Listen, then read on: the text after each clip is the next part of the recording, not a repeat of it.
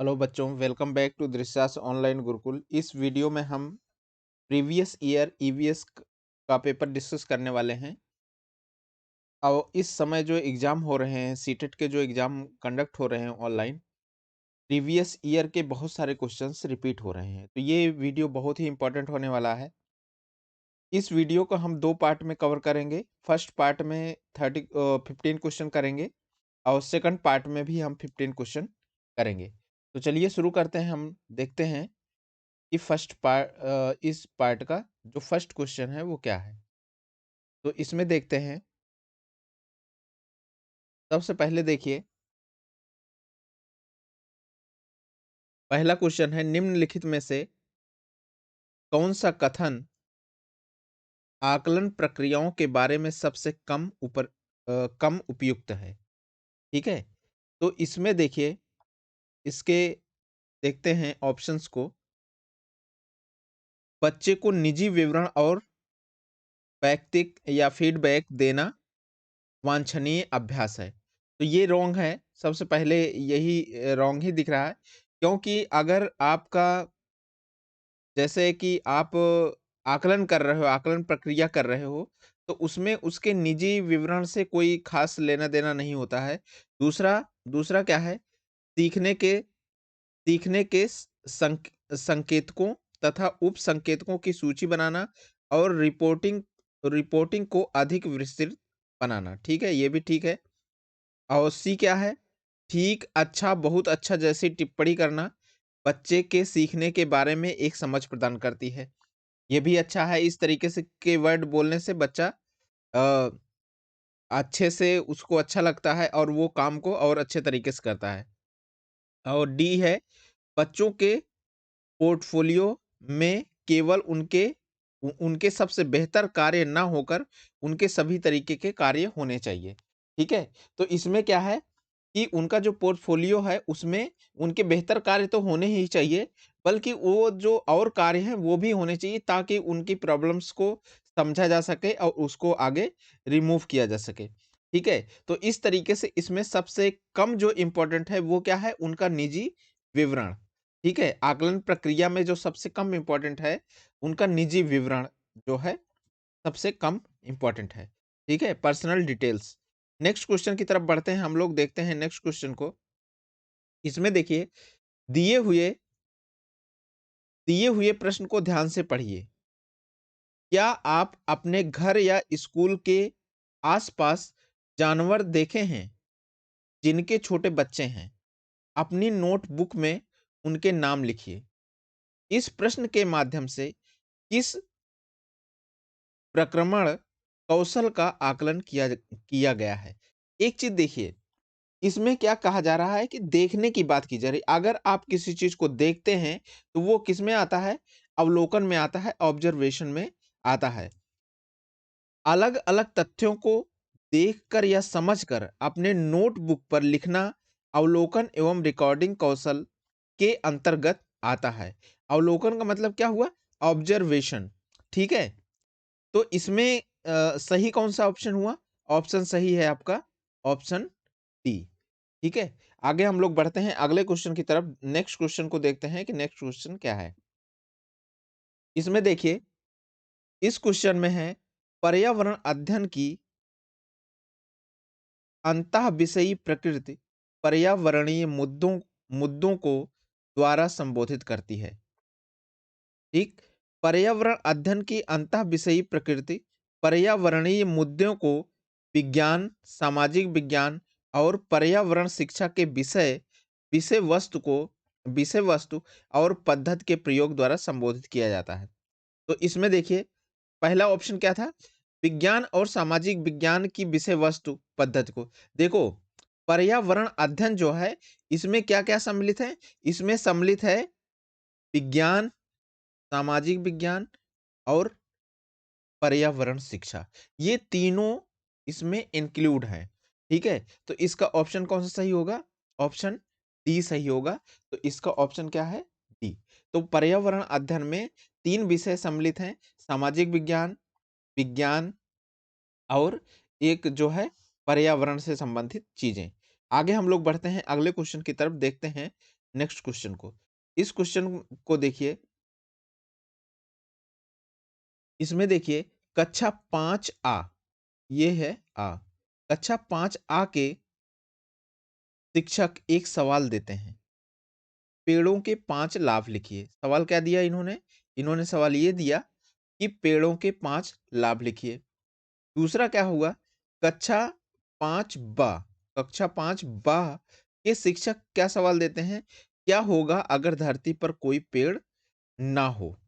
ठीक है? तो इन सवालों की प्रकृति कैसी है? देखिए, देखो सवाल 2 तरीके से हो सकता है। एक सवाल ऐसा कि जिसके एकदम फिक्स आंसर हैं, ठीक है? एक सवाल ऐसा जिसके फिक्स आंसर्स नहीं हैं, उसके कई सारे उत्तर हो सकते हैं। आप उस तरीके से लिखते हैं। तो जिसके कई सारे उत्तर हो सकते हैं, उसको आप बोलोगे मुक्त अंत वाला प्रश्न, क्योंकि उसके बहुत सारे आंसर्स पॉसिबल हैं। और ऐसा ऐसा क्वेश्चन जिसका एक निश्चित उत्तर होगा, वो क्या होगा? वो जो है बंद अंत वाला प्रश्न होगा। तो इसमें देखिए, जैसे कह रहा है पेड़ों के 5 लाभ बताइए, तो पेड़ों के 5 लाभ बहुत सारे हो सकते हैं, कोई 5 दूसरा बता दो, फिर 5 दूसरा बता दो। ये जो है मुक्त अंत वाला प्रश्न है, ठीक है? और अगर ये कहा जा रहा है दूसरे क्वेश्चन में जब 5 बा की बात की जा रही है, तो इसमें कहा जा रहा है क्या होगा अगर धरती पर कोई पेड़ ना हो? तो इसका एक निश्चित है कि अगर पेड़ नहीं होगा तो ऑक्सीजन नहीं होगा, तो एक निश्चित इसका रिजल्ट है, ठीक है? तो इस तरीके से ये जो है कैसा हुआ? बंद अंत वाला जो है प्रश्न है। तो इसका ऑप्शन जो सही होगा, ऑप्शन कौन-सा है? ऑप्शन बी सही है। इसमें देखिए, ये जो है मुक्त अंत वाला अभिसारी है। मुक्त अंत वाला क्योंकि मुक्त उसका निश्चित नहीं है, तो अभिसारी है और बंद अंत वाला अपसारी है। ठीक है? तो इसका आंसर कौन-सा सही है? B is the correct answer. इसको डिस्क्रिप्शन में भी हम लोग देख लेते हैं। जब किसी प्रश्न का उत्तर निश्चित सीमा में बंद कर नहीं लिखा जाता, तो वह मुक्त अंत वाला अभिसारी प्रकृति का होता है। जबकि जब निश्चित सीमा तथा अनिवार्य शर्त के अनुसार लिखा जाए, तो वह बहुमत वाला अपसारी प्रकृति का होता है। तो आगे हम लोग बढ़ते हैं अगले क्वेश्चन की तरफ। नेक्स्ट क्वेश्चन को देखते हैं कि अगला क्वेश्चन क्या है। तो इसमें देखिए, कक्षा 1 में पर्यावरण अध्ययन में शिक्षार्थियों के शिक्षार्थियों के आकलन के बारे में निम्नलिखित में से कौन सा कथन सत्य है? ठीक है? शिक्षार्थियों के आकलन के बारे में। पहला पहला क्या है? मौखिक परीक्षाएँ मौखिक परीक्षाएँ क्योंकि हो सकता है कि बच्चे लिखने में सक्षम ना हों। ये बिल्कुल सही है, क्योंकि जो स्टूडेंट हैं वो किस क्लास के हैं? वो क्लास 1 हैं। तो क्लास 1 का स्टूडेंट कोई ज़रूरी नहीं है कि वो लिखना जानता हो। ठीक है? तो इसलिए मौखिक परीक्षाएँ ज़रूरी हैं। दूसरा, ड्राइंग क्योंकि बच्चों को इसमें आनंद आता है, ये भी सही है। वो कार्य कराना चाहिए, पढ़ने-लिखने में वो एक्टिविटी करानी चाहिए, जिसमें बच्चों बच्चों को आनंद आए, ताकि वो उस एक्टिविटी को अच्छे से कर सकें और सीख सकें। दूसरा, शिक्षकों शिक्षकों का अवलोकन और रिकॉर्डिंग, ये भी ठीक है। अवलोकन और रिकॉर्डिंग भी ठीक है। अगला देखते हैं, नेक्स्ट क्या है इसमें? 4th है, किसी को ना रोको नीति को ध्यान में रखते हुए आकलन की कोई आवश्यकता नहीं है। ये रॉन्ग है। अगर आप आकलन नहीं करेंगे, तो आपको पता कैसे चलेगा कि किस बच्चे ने कौन-सी गलती की और उसे किस तरह उसे उसे क्या प्रॉब्लम हो रही है, वो चीज़ आप समझ नहीं पाएँगे। इसलिए आकलन ज़रूरी होता है। तो ये नहीं कह सकते कि आकलन की आवश्यकता नहीं है। तो इसमें जो ऑप्शन सही हुआ, ऑप्शन कौन-सा सही हुआ? Option A is the correct answer. आगे हम लोग बढ़ते हैं नेक्स्ट क्वेश्चन की तरफ, देखते हैं कि अगला क्वेश्चन क्या है। इसमें देखिए, कक्षा 5 की शिक्षिका एक एल्युमिनियम फॉयल लेती है। कक कक्षा 5 की शिक्षिका एक एल्युमिनियम फॉयल लेती है और पानी में डाल देती है एवं दिखाती है कि वह ऊपर तैरता है। फिर फॉयल को मोड़कर जोर से दबाती है और फिर पानी में डाल देती है तथा शिक्षार्थियों को दिखाती है कि वह डूबता है। बाद में वह शिक्षार्थियों को यह सोचने और कारण देने के लिए कहती है कि ऐसा क्यों हुआ। इस प्रश्न का उत्तर देने में निम्नलिखित में से कौन-सा प्रक्रमण कौशल दिखाया गया है? तो देखिए, इसमें क्या किया गया, एक एक फ़ाइल लिया उसने, फ़ाइल को एक बार वैसे ही डाल दिया पानी में, वो तैर रही थी, फिर उसके बाद दूसरी बार क्या किया, उसमें मरोड़ दिया और एकदम दबा के फिर उसको पानी में डाला, तो वो पानी में डूब गई। तो इस चीज़ को बच्चों ने क्या किया, ऑब्ज़र्व किया, ऑब्ज़र्वेशन किया, अवलोकन किया। तो ठीक है, तो इसका आंसर कौन-सा सही होगा? आंसर आपका सही होगा, आंसर सी जो है इसका करेक्ट आंसर है। ठीक है? ऑब्जर्वेशन, अगर कोई चीज़ अगर आप देख रहे हो, आपको दिख रहा है, तो वो क्या होगा? ऑब्जर्वेशन कौशल है, अवलोकन कौशल। आगे हम बढ़ते हैं अगले क्वेश्चन की तरफ। नेक्स्ट क्वेश्चन को देखते हैं कि नेक्स्ट क्वेश्चन क्या है? इस क्वेश्चन में देखिए, पर्यावरण अध्ययन के शिक्षा शास्त्र के संदर्भ में सिवाय सिवाय के निम्नलिखित सभी वांछनीय अभ्यास हैं। एक ऑप्शन ऐसा है जो नहीं होना चाहिए और बाकी सब जो है होने चाहिए। तो इसमें देखिए, आलोचनात्मक चिंतन और समस्या समाधान के लिए क्षमता संवर्धन, ये भी सही है। आलोचनात्मक चिंतन होगी और समस्या समाधान होगा, तो ये उससे बच्चे ये जो है होना चाहिए। दूसरा देखिए, नेक्स्ट ऑप्शन है, ऑप्शन बी क्या है?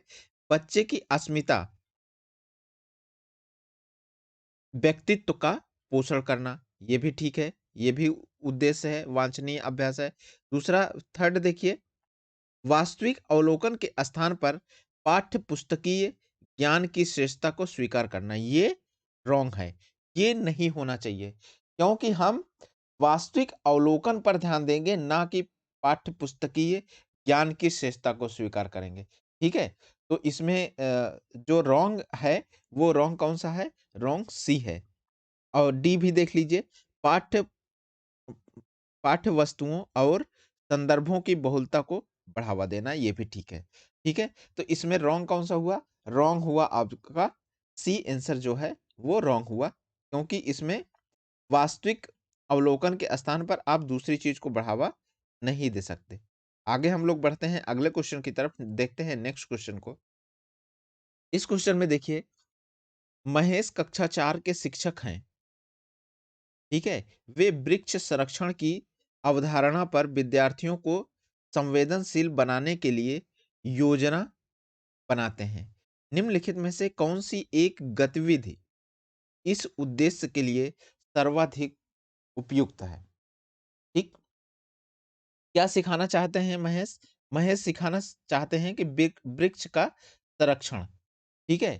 तो आप देखिए, इसमें अगर ऑप्शन बी देखिए, एक पौधे को अपनाने और उसका पोषण करने के लिए प्रत्येक शिक्षार्थी को अभिप्रेरित करना। ये सबसे बेस्ट है। क्यों बेस्ट है? क्योंकि बच्चा क्या करेगा, वो एक पेड़ को अपनाएगा और उस पेड़ का पोषण करने के लिए उस विद्यार्थी को हम कहेंगे कि उस पेड़ का पोषण करिए और देखिए कि उसकी ग्रोथ कैसे हो रही है, चीज़ें बदल कैसे रही हैं, इस तरीके की चीज़ें। तो ये सबसे बेस्ट ऑप्शन है, वृक्ष संरक्षण की अवधारणा को इस अवधारणा के लिए विद्यार्थियों को संवेदनशील बनाने के लिए। तो इसका ऑप्शन कौन-सा सही है? ऑप्शन जो है B is the correct option. आगे हम लोग बढ़ते हैं अगले क्वेश्चन की तरफ, देखते हैं नेक्स्ट क्वेश्चन को। इसमें देखते हैं, पर्यावरण अध्ययन में बच्चे शिल्पकला और चित्रकला को पर्यावरण अध्ययन में बच्चे शिल्पकला और चित्रकला को समूह में सीखना विशेष रूप से पसंद करते हैं, क्योंकि पहला, यह सहपाठी अधिगम को बढ़ावा देता है, ये भी ठीक है, एक साथ सीखते हैं तो ज़्यादा अच्छी तरीके से सीखते हैं। दूसरा, सामाजिक अधिगम को बेहतर बनाता है, ये भी ठीक है। तीसरा, जब बच्चों की सृजनात्मकता की प्रशंसा की जाती है, तो वे खुश होते हैं और उनके प्रति प्रेरित भी होते हैं। ठीक है? बच्चे की अगर आप तारीफ़ करेंगे, तो बच्चा क्या होगा? खुश हो जाएगा और प्रेरित हो जाएगा, प्रेरित होके और अच्छे से काम करेगा। और 4th क्या है? यह कक्षा में अनुशासन को बढ़ावा देता है। ये जो है रॉन्ग है, क्योंकि इसमें अनुशासन की बात नहीं है, बल्कि पर्यावरण अध्ययन में बच्चे शिल्पकला, चित्रकला को समूह में सीखने के विशेष रूप से पसंद करते हैं। क्यों पसंद करते हैं? उस चीज़ की बात हो रही है। तो इसका जो ऑप्शन सही है, ऑप्शन कौन-सा सही है? Option C is the correct answer. आगे हम लोग बढ़ते हैं अगले क्वेश्चन की तरफ, देखते हैं नेक्स्ट क्वेश्चन को। इसमें देखिए, इस क्वेश्चन को देखिए, प्रयोग करना प्रयोग करना आकलन का एक संकेतक है। निम्न में से कौन-सा एक प्रयोग करने संबंधी संकेतक का आकलन करने का सबसे उपयुक्त तरीका है? देखो, प्रयोग करने का सबसे उपयुक्त तरीका जो है, एक्टिविटी होना चाहिए, ठीक है? एक्टिविटी जो हाथ से खुद कर रहे हो, अगर कोई चीज़ आप खुद करोगे, तो उसे बच्चा खुद करेगा, तो वो ज़्यादा अच्छे से सीखेगा। तो बेस्ट ऑप्शन क्या है? हैंड्स एक्टिविटी होगी, हस्तपरक गतिविधि। तो इसका आंसर जो होगा, आंसर कौन-सा सही है? आंसर डी जो है इसका करेक्ट है। हस्तपरक गतिविधि संकेत के आकलन करने का सबसे उपयुक्त तरीका होता है। इसे आसानी से प्रतिदर्शित किया जा सकता है। आगे हम लोग बढ़ते हैं नेक्स्ट क्वेश्चन की तरफ और देखते हैं नेक्स्ट क्वेश्चन को। इसमें देखिए, प्राथमिक कक्षाओं में शिक्षार्थियों के पास अनेक प्रकरणों में अनेक वैकल्पिक अवधारणाएँ होती हैं। जैसे सजीव निर्जीव, जल चक्र, पौधे आदि। इन वैकल्पिक अवधारणाओं के स्रोत हो सकते हैं।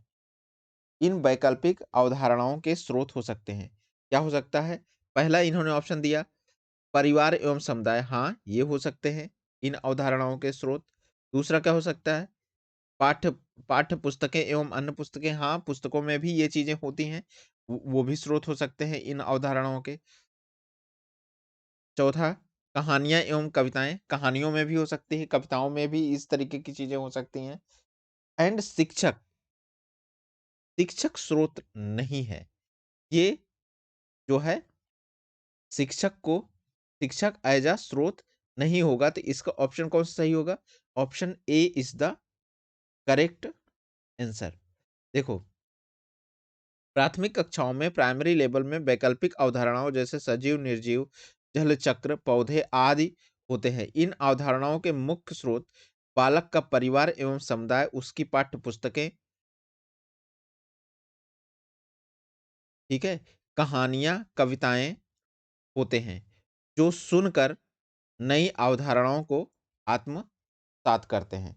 तो इसका देखिए, इसका बेस्ट जो आंसर होना चाहिए, आंसर इसमें क्या है? शिक्षक, अगर देखो, शिक्षक भी एक तरीके से स्रोत की तरह कार्य कर सकता है, क्योंकि शिक्षक भी क्या करता है? इन सब चीज़ों को बताता है। इन सब चीज़ों को बताता रहता है।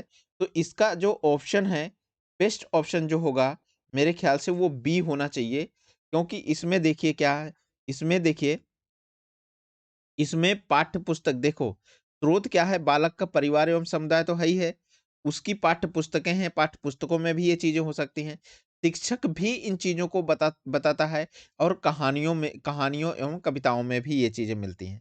ठीक है? तो इसका ऑप्शन जो है ए ना होकर ये होना चाहिए बी। बी होना चाहिए। B is the correct answer. आगे हम लोग बढ़ते हैं अगले क्वेश्चन की तरफ, देखते हैं नेक्स्ट क्वेश्चन को। इसमें देखिए, काँच के जार तथा बोतलों को काँच के जार तथा बोतलों को उनमें अचार भरने के पूर्व सूर्य की धूप में अच्छी तरह सुखाया जाता है। ऐसा क्यों? देखो, उसके तापमान की वृद्धि करने के लिए? बिल्कुल नहीं। उसमें धूल को हटाने के लिए? ये भी नहीं। नमी को पूर्णतः हटाने के लिए? ये सही है। और अचार को स्वादिष्ट बनाने के लिए? ये भी रॉन्ग है। अचार तो स्वादिष्ट तो मसाले वगैरह डालने से बनेगा। धूल के कण हटाने के लिए धूप दिखाने से तो धूल के कण नहीं हटने वाले हैं। तापमान क में वृद्धि करने के लिए भी धूल के कण वो उसमें सूर्य की रोशनी नहीं दिखाएँगे, बल्कि एक्चुअल रीज़न क्या होता है, नमी को हटाने के लिए, क्योंकि नमी से क्या होता है, अचार जो है आपका खराब हो जाएगा, इसलिए ऐसा किया जाता है कि उसको धूप दिखा देते हैं। ठीक है? आगे हम लोग बढ़ते हैं अगले क्वेश्चन की तरफ, देखते हैं नेक्स्ट क्वेश्चन को। इसमें देखिए, रेणु की दादी, जस्ट अ मिनट। रेणु की दादी ने एक सूखा कुआं दिखाते हुए बताती है कि 15-20 वर्ष पहले कुएं में पानी था, लेकिन अब यह पूर्णतः सूख गया। कुएं में पानी सूखने के क्या कारण हो सकते हैं? पहला कारण इन्होंने क्या दिया? पेड़ों, कुएं, पेड़ों, कुएं, उनके पास आसपास के स्थान में मिट्टियों को सीमेंट से ढक दिया गया। अब देखिए, अगर कुएं के आसपास की जगह सीमेंट से ढक दिया जाएगा तो पानी रिस कर छन कर अंदर नहीं जा पाएगा, जिससे क्या होगा, कुएँ सूखने के चांसेस होते हैं, तो ये भी एक कारण हो सकता है। दूसरा क्या है, अगला अगर देखें हम, आस-पास के इलाके में बहुत सारे बोरिंग पंप लग गए हैं। आस-पास के इलाके में अगर बहुत सारे बोरिंग पंप लग जाएँगे, तो उसकी वजह से भी वाटर लेवल जो है डाउन होने लगता है, जिसकी वजह से भी कुआँ सूख सकता है। दूसरा थर्ड क्या है, प्रत्येक व्यक्ति थर्ड क्या है, प्रत्येक व्यक्ति के घर में अब नल होने के कारण कोई भी कुएँ का प्रयोग नहीं करता है, इसलिए कुएँ में पानी नहीं। ये रॉन्ग है। ऐसा नहीं हो सकता कि अगर आप प्रयोग नहीं कर रहे हो, तो कुएँ में पानी तो होना ही चाहिए। तो ये रीज़न नहीं है, इसकी वजह से कि ये रीज़न नहीं है कि प्रयोग नहीं कर रहे हैं, इस वजह से पानी नहीं है। बल्कि पानी इस वजह से नहीं है क्योंकि आस-पास के इलाके में ज़्यादा बोरिंग हो गई हैं, जिसकी वजह से वाटर लेवल कम हो गया। और क्या है, कुएँ के आस-पास जो पानी निकलता है वहाँ सीमेंटेड कर दिया जाता है, जिसकी वजह से पानी रिस के अंदर नहीं जा पाता है, तो ये रीज़न है। तो मेन इसका जो रीज़न है, कौन-कौन से होना चाहिए, 1 और 2 होना चाहिए। तो इस तरीके से अगर हम इसका ऑप्शन देखें, तो ऑप्शन कौन-सा सही है? Option A is the correct answer. आगे हम लोग बढ़ते हैं अगले क्वेश्चन की तरफ, देखते हैं नेक्स्ट क्वेश्चन को। इस क्वेश्चन में देखिए, इस क्वेश्चन में क्या है, बगुला भैंस पर बैठता है क्योंकि, देखिए, बगुला भैंस पर बैठता है कीड़े खाने के लिए, ठीक है?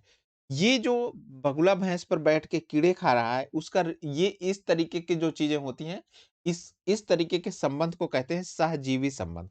सहजीवी संबंध का सिंपल मीनिंग ये है कि दोनों आंशिक रूप से एक दूसरे पर डिपेंडेंट हैं। कैसे? अब जैसे बगुला है, बगुला क्या करता है, भैंस के शरीर पर जो छोटे-छोटे कीड़े-मकोड़े होते हैं उसको खा लेता है।